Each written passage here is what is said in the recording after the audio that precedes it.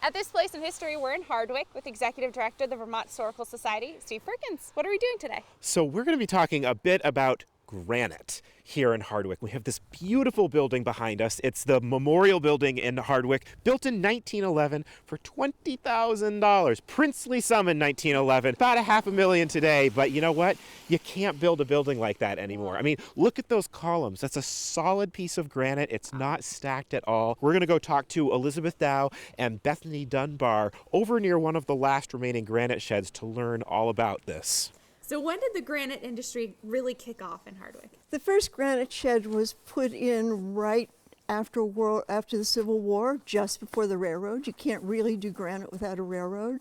And it grew inexorably until about 1900. And in 1903, the Woodbury Granite Company got the contract for the Pennsylvania State Capitol, 400,000 cubic feet of granite in 2 years. Nobody in the industry thought it was doable, and they did it in 22 months, which made the company's reputation, and it was all up from there for about 20 years. In 1911, the Woodbury Granite Company signed 22 contracts for post offices. They built over 300 banks, 6 state capitals, etc. Now, the granite industry impacted this town in so many ways. Can you tell us a little bit about what the industry meant to this town financially and sociologically? In terms of how huge it was for Hardwick, the annual income and expenses for granite industry for a year here, I Googled it to see what it would be today, and it's about $25 million.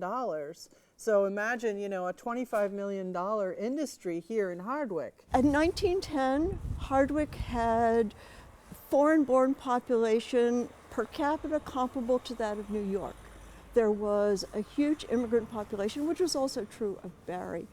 And what is this big imposing structure behind us? Does that tie into the granite industry? It was shed number 4, and my employer is the Center for an Agricultural Economy, and our desire was to create a community center that would have an impact on the food system as well as the economic system by helping some of our low-income residents with community gardens, and we have the farmers market here. Our hope is that the granite shed at some point can be renovated and useful, and some winterized space for all of these projects. So what led to the decline in the granite industry here in Hardwick? Granite buildings went out of style.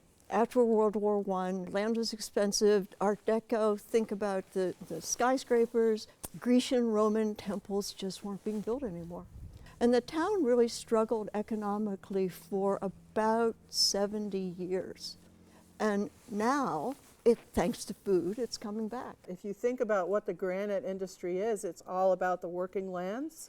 And today, our business increases are all around food, which are also the working lands. So I find that a really wonderful thread that goes through Hardwick's history. At this place in history,